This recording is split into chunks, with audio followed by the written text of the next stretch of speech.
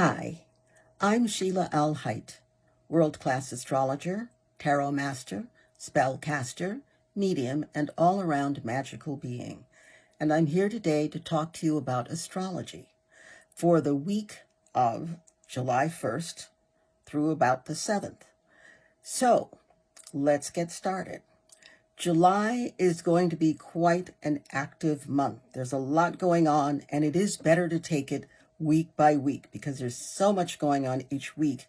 We just need to be settled enough and grounded enough to see the lessons, to see the gifts, and to make great use of them. So I'll start with the planets Saturn and Neptune, which I talked about last week. Saturn, often connected with stability, success, and sometimes delays, and Neptune, often connected with creativity, spaciness, and illusion. They are both very connected to the divine and making sure that the word of the divine, which is the word of life and of love, that the word of the divine is indeed heard and answered. So let's begin with this. The first week of July is going to be pretty intense. That's this week. Please make sure you get plenty of rest. If you feel that it's time for a nap, take the nap. If you feel it's time to slow down and rest and smell the roses, do that. Your body, your mind, your spirit really this week need some emotional and spiritual coddling. So hold yourself tight and take good care of yourself. So on Tuesday, the planet Neptune, which, as I said before, has a great deal to do with spirit, a great deal to do with illusion, and a great deal to do with deception, plus a great deal to do with creativity. Neptune will be going retrograde. That is, it will appear to be going backwards. And when it appears to be going backwards, what it's really doing is it's having us go within. So this is what I wrote. This Neptune is currently in the sign of Pisces, in the last degrees, 27, 28, 29 of Pisces. So we will be required to have faith in faith. That's right. We will be required to have faith in faith. We will be required to trust and to release our attachments to what was in capital letters, because what was is no more. And we will also be required to have faith, knowing that whatever comes is coming for our own good. That is to say, there's not a script for this time. The only script is written by a divine force, and we have not been able to see that script, you, me, all of us. So what we have to do is have faith in faith. We have to have faith and have faith in that. And we also know we must also practice releasing everything. That doesn't mean giving up or giving away. That means releasing our hold on things, because that is what's called for. Now, then also on Tuesday's a big day, you will have Mercury, the planet of the intellect, how we gather and process information, how we communicate. Mercury will be making a harmonious, beneficial aspect, we call that a trine, to the planet Neptune. This is great, especially if you're a writer. Boy, the way you write, together with the way you fantasize or imagine, perfect. And any other kind of creativity too. So, Mercury, trine Neptune. It's very intuitive. Please be aware that what is true on some level is not necessarily true on planet Earth. So that means that down here on the ground, certain things are a fact and we know it. But up there are different agendas. And we have to be able to sense, not listen to, not know, but sense that these different agendas all have importance in our lives. But we must also pay attention to putting one foot in front of the other down here on planet Earth. The next thing that happens on Tuesday is the planet Mercury. Just talked about Mercury. Mercury, the intellect, how we gather and process information, communication. Mercury leaves the sign of sensitive emotional Cancer and enters the sign of dramatic fiery Leo. So, wow, this is going to be a time where you're going to feel the need to express yourself dramatically. You're going to feel the need to express yourself creatively. And you're going to feel the need to let everybody know. That's Leo for you. However, please be aware that Leo, being the actor on the stage, there are a lot of actors on the stage. The whole planet, Mercury and Leo. Please be aware that what you see, even if the actors aren't aware of it, is often an act. Please be aware of what you feel you must do and express is often an act. A lot of deep breathing, and breathe and think before you speak or act. Very important.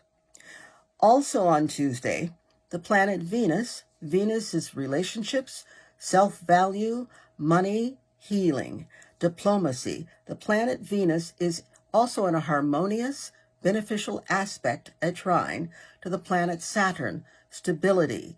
Not only stability, but it's connected with wealth. It's connected with responsibility. It's connected with structure. So Venus is appreciation. Appreciate the structure. Support the wealth that Venus promises with the wealth that Saturn can bring. Support that with definite, methodical, concrete steps. So, productivity and financial matters and relationships can benefit from your increased structure and increased methodical approach. This is a great time. If it's time to do the books now. But because also Mercury is involved, earlier I spoke about Mercury and Neptune, this is now Venus and Saturn, make sure that you have one or two other people to check your work because Neptune is involved. On Wednesday, we have Mercury opposition Pluto. We have the mind, the speech, in an opposite position to the planet Pluto. Pluto is deep, it's passionate, it's intense, and wow, Mercury-Pluto combinations come with a warning. Be careful what you think, be careful what you say, because you might think you're just saying, oh, that's okay, you don't have to put that over there. That's what you might think it sounds like, when it sounds to the other person like, what are you doing? Why are you putting that over there? Whoa. Watch how you think and watch and listen to how you speak. It is very important. This is a very good aspect for your intuition because it involves Mercury, the mind, and Pluto, which is also deeply intuitive. This is where, with Mercury opposition Pluto, this is where the admonition in a world where you can be anything, be kind, takes an extra meaning, please. Your opinions can be highly polarized and divisive. Your opinions and everybody else's. You are right. So is everybody else. Just ask them. You don't have to prove that you are right. Remember, Mercury is an ego-centered Leo. You do not have to stand there and prove that you're right. If you know you're right, that's enough. Move on, walk away. Please watch how you communicate verbally and physically. What kind of body language is going on out there? Your words, your actions, your reactions, and your tone of voice will speak volumes.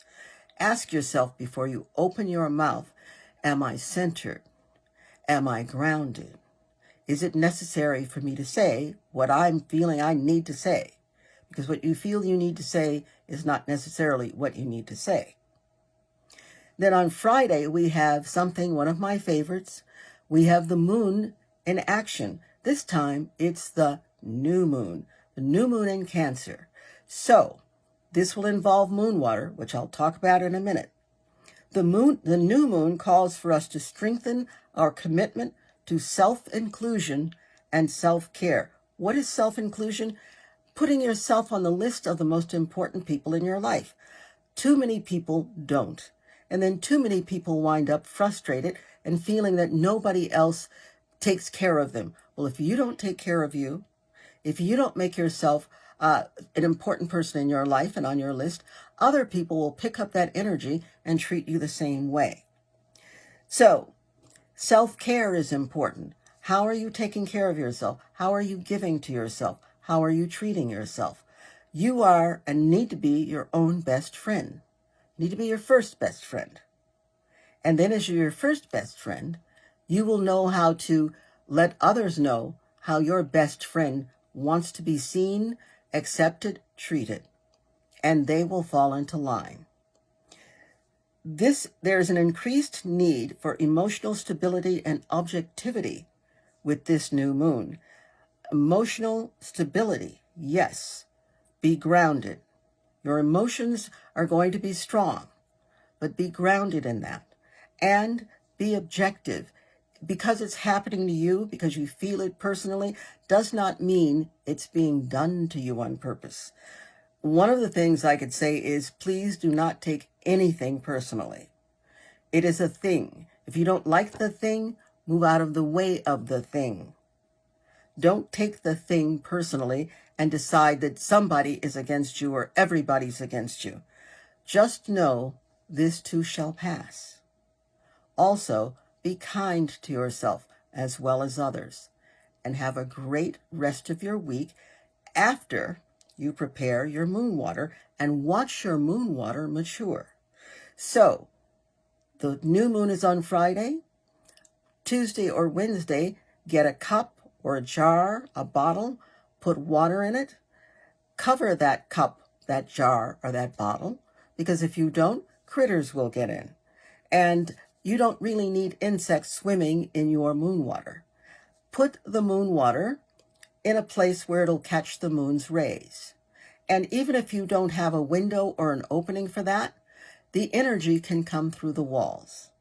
And leave it there 2 to 3 days before Friday, which is the new moon, and leave it there 2 to 3 days after Friday. So there's the increase to the new moon on Friday, and there's the releasing of the energy for 2 or 3 days after that. Then use that moon water you can water your plants with it if you want. You can drink it. You can drink it all in one go. You can sip it over a period of days. You can pour a little bit in your bath water. It's energizing, energizing, energizing. And it's important that you get into the habit of aligning yourself with the moon. The moon rules our emotions, and it also rules our foundations, who we really are. So source yourself and be resourceful in allowing yourself to receive and to accept all of the good that is coming your way. So on that note, bye until next week.